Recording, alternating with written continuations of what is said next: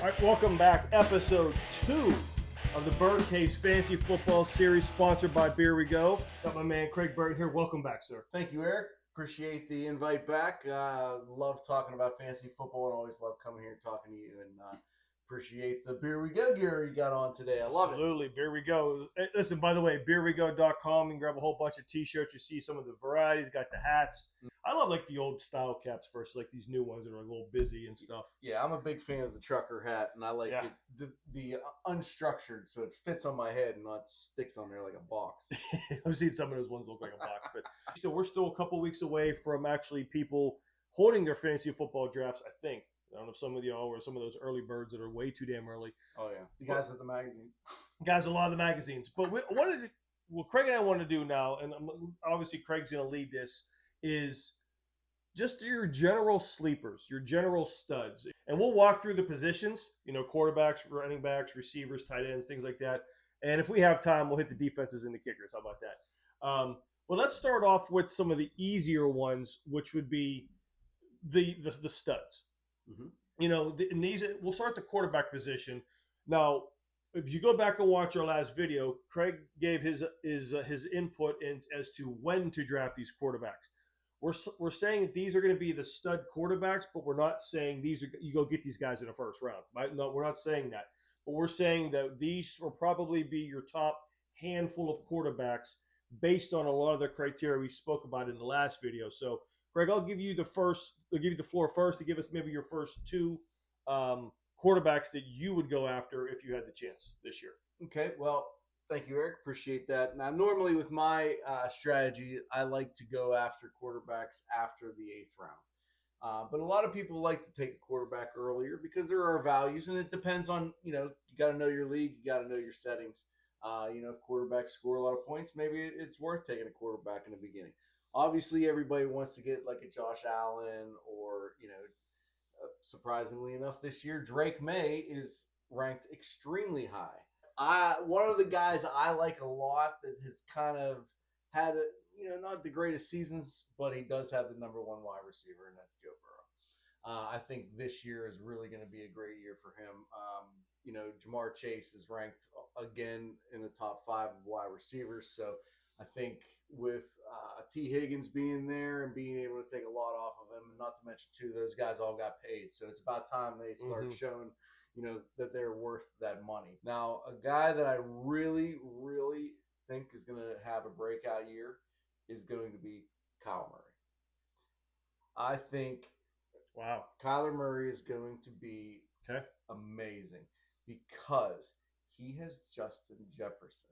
And Justin Jefferson had no one throwing to him last year. Not last year.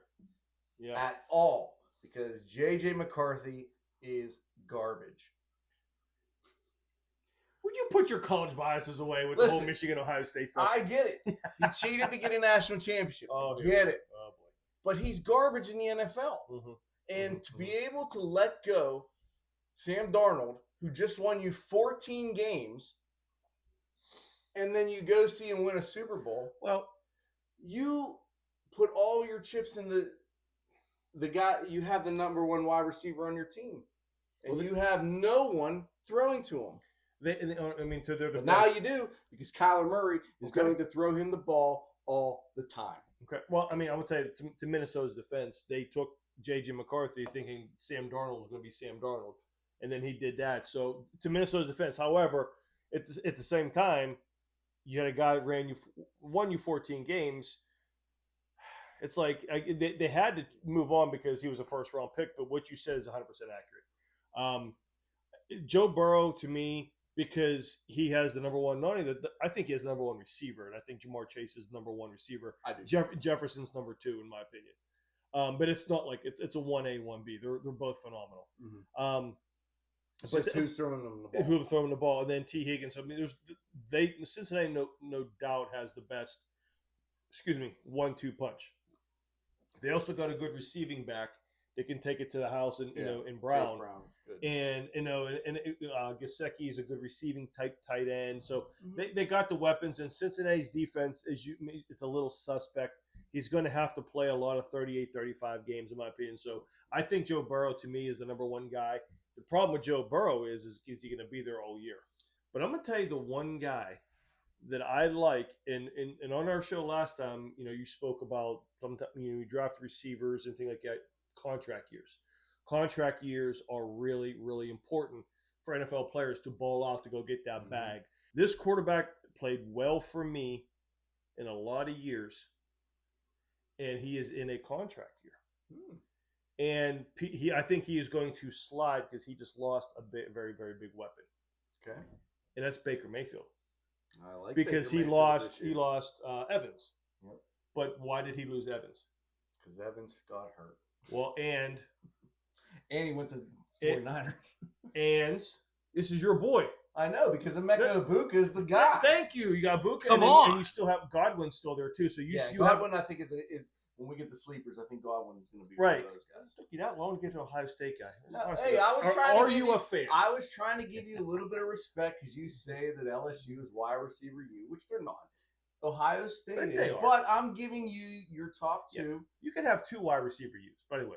So, but I agree that your guys there. But to me, Baker Mayfield might be a guy it's a sleeper. And then Sam Darnold's not going to be that guy who's going to be a sexy pick, but he's going to be a value pick as well. Mm-hmm. And you got to look at those value guys, in my opinion, because if you're talking about 8th round, right? I think he's going to be a guy that's going to be at a lot of value there. Yeah, your Josh Allen's, your Jalen Hurts, Lamar Jackson's. I believe they're vastly overdrafted just because of their ability to run. Now, don't get me wrong. Josh Allen's going to be a guy that's going to get you sometimes 60 points in a week. Yeah, especially if you're getting 6 points for a touchdown or throwing touchdown because he's going to rush. Correct. He's the number one rushing touchdown guy. Yeah. So you're going to get a lot of touchdowns from Josh Allen. But again, I think Josh Allen and you taking him early, you can take a top tier wide receiver or running back and still get the same value and get a better quarterback, someone like Matt Stafford even. Because you got Puka. Somebody's got to throw Puka the ball. Mm-hmm. And McConkey. Yeah. Another sleeper, by the way. Yep. And the problem I have with Stafford, I still think he's a top-tier quarterback. Don't get me wrong. But, I mean, their defense is so good that are you going to look at more, maybe we'll get to them later, in more of the running backs and things of that nature. Now, Stafford's going to still throw probably a lot of play-action passes. I don't know if he's going to get you to 300-plus yards a game, but he's probably good for 3 or 4 touchdowns a game, possibly. It's just because it's Matt Stafford. Yeah, but he did sign a new contract last year. He did sign a new contract last year, yes. There you go with the contract. So, yeah, he had a ball year last year because, he was in that stage. And now that he's signed that big contract, and that's probably going to be his last contract. I'm 100%. He may not have because he got a lot of guaranteed money in that. Yeah, he did. And then obviously you mentioned Dak Prescott.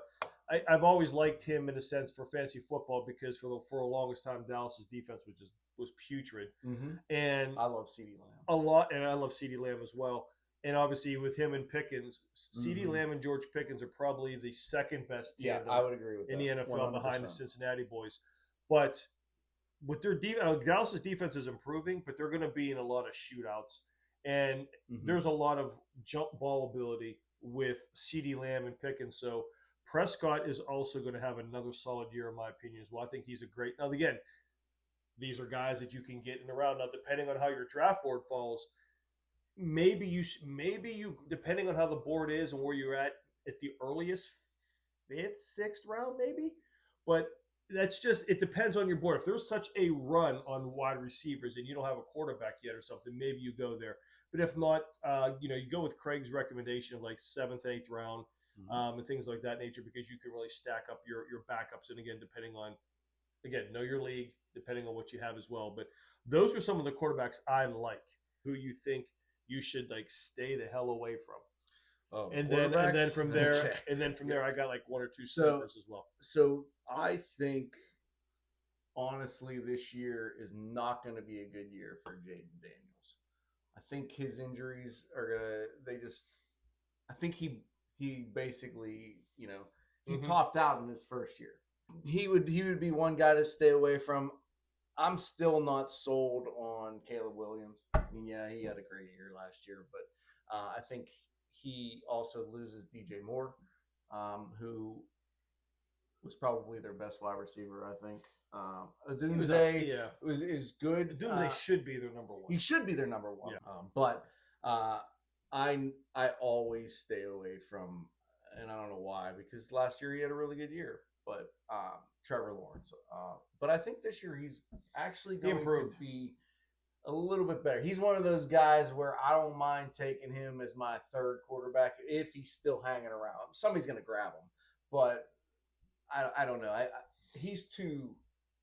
He's great one week and then he's terrible the next, and I don't know what the So I like looking for consistency. Now, one of the guys I meant to mention earlier as like a sleeper, also that you should look maybe as a backup or even a third quarterback, especially if you're like in a super flex league or something, is Cam Ward. And because Cam Ward's wide receiving core just got upgraded by, yes, another Buckeye, Carnell Tate. So, yes. This guy. So my first sleep guy, I was about to say sleeper, I'm getting ahead of myself, but the first quarterback that I would actually avoid, CJ Stroud. Reason being is, first off, I like the kid. I like him a lot. I think he's a hell of a kid. I think he's a great player in a sense where he shows a lot of grit and such. But that downslide, I mean, if it wasn't for the Houston Texans defense and then the Steelers bunch of nothing at wide receiver core, that game could have been a little different because people forget it was 7-6 at the beginning of the fourth quarter or so, or in the third quarter, and you saw what happened. That the way that he was playing was alarming. Now, here's why it's alarming: is because he played so well for a while, and then it was like literally like a sudden stop, as if the league figured him out. Now, when I say that he's someone I would avoid, I'm not saying he's a terrible quarterback, or do I think he's going to be a bad quarterback moving forward. I'm just saying for 2026, until I see him figure it out, I'm saying avoid him. Just because you don't know. When you're in fantasy football, it's about scoring points and being efficient. I would stay away from C.J. Stroud, and I also agree with your Caleb Williams, because Caleb Williams makes the highlight reels. But did you realize, I think he had one of the worst, if not the worst, completion percentages among starting quarterbacks. He was at 58%. That shows you it's a lot of feast or famine. So again, there's going to be games where he's going to win you some because he's all these late game heroics, and I think that's what people that don't really look into the game kind of miss, because all they do is they see the highlights. Yeah. They see this and they go, "Oh, Caleb Williams is great," and they say the stat line might say 3 or 4 touchdowns or something like that, but then if you look deeper, it has like 3 or 4 interceptions. He has 2 fumbles. But 58, when you're only completing 58% of your passes, you're not giving your receivers that many opportunities for targets, which means you're not getting the yardage and things of that nature. So it just limits some of his ability. And that's why I don't. When I draft Caleb Williams, if he's there like in the 10th, 11th round, I'm going to draft him. But is he going to be is he going to be in my tier 1 quarterbacks that I'm going after? The answer is no. And then in this one, I think it's a captain obvious because people didn't like him to begin with. But he got the new contract. Before you go to your next guy, Caleb Williams is also on the cover of Madden 27. Curse. And then the guy that I would not draft just because of what he lost to Steelers, which, Danny Dimes, because Danny Dimes last year was a sneaky good fantasy quarterback for a little bit until he got hurt and everything. Right. Because of his running ability. Yep. But this, losing Pittman, and then Alec Pierce is nicked up still. Yeah. You have probably one of the 2 to 3 best running backs. And he's coming off that injury. And he's coming off an injury, so I'm not 100% sure if I would touch him as well. And then lastly for me is Drake May. Now, here's where it sounds like if you've watched this channel for a while, I'm going to contradict myself a little bit, because I said that Drake May was the best quarterback coming out of that class. He was my favorite quarterback coming out of that class. And what he did last year was very good. But man, that schedule and some of his performances were just easy. I have to see it again for me to then go, you know what? This kid's going to be great. Do I think he can do it? Yes. But do I think is that going to produce a lot of fantasy numbers? I'm not sure. I want one sleeper quarterback. Oh, Kyler Murray. Okay. And why? Justin Jefferson. Okay. Does anything to do with Kyler Murray? It's because of Justin Jefferson. That's right. Okay. Well, he's got a better arm. LSU wide receiver U. So Hey, I'll give it to him. If Justin Jefferson's there, I'm taking him. And by the way, I didn't put him on my 100% avoidance list because I'm going to tell you something.